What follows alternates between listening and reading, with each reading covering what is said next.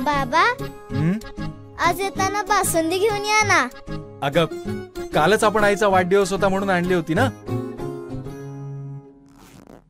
ऐकलं, गोकुळची बासुंदी पुन्हा खावीशी वाटतेय. खरं सांगू, मलाही खावीशी वाटतेय. पुन्हा पुन्हा खावीशी वाटणारी गोकुळ बासुंदी.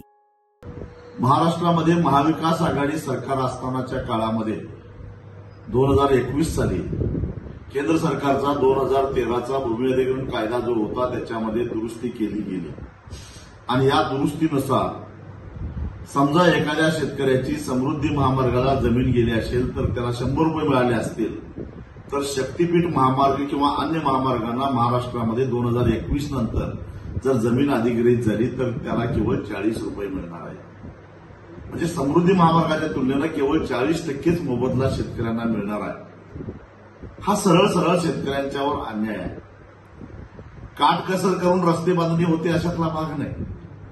कारण रस्ते विकास महामंडळाच्या मापदंडानुसार केंद्र सरकार 1 किलोमीटर 6 पदरी रस्ता 20 ते 25 कोटीमध्ये बनवायला लागलेला आहे आणि तोच शक्तीपीठ मात्र 107 कोटी रुपये त्याचा एकूण अंदाजपत्रक दिसतं.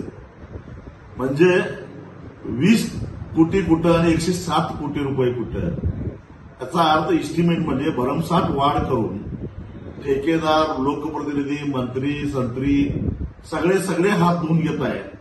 मात्र ज्या शेतकऱ्याच्या जमिनीवर हा महामार्ग होतोय त्याला मात्र समृद्धीच्या तुलनेनं 40% रक्कम त्याच्या हातावर टेकवली जाते.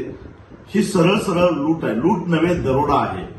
आणि अशा प्रकारचा दरोडा 12 जिल्ह्यातल्या शेतकऱ्यांच्या घरावर टाकण्याचा प्रयत्न जर कुणी करत असेल, खाजगी ठेकेदार, उद्योगपती, मल्टीनॅशनल कंपन्या यांच्या हितासाठी राजकीय नेते शेतकऱ्यांच्या घरावर दरोडे टाकत असतील तर ते आम्ही सहन करणार नाही, हे त्यांनी ध्यानात ठेवावं.